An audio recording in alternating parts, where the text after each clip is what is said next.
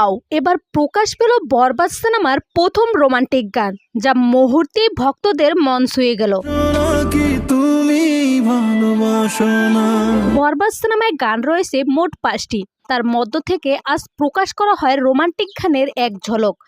গানের শিরোনাম দ্বিধা। গানটি কণ্ঠ দিয়েছেন জনপ্রিয় গায়ক প্রীতম হাসান।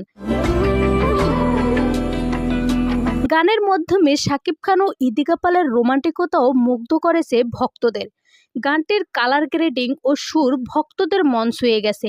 গানটি শেয়ার করে একজন ভক্ত বলেন, অসাধারণ লেগেছে এক ঝলক। যখন পুরো গানটি মুক্তি পাবে তখন নেট দুনিয়ায় ঝড় উঠবে। অন্য আরেকজন বলেন, অসাধারণ লাগে এই দুজনের জুটিকে। আশা করি গানটি সুপারহিট হবে।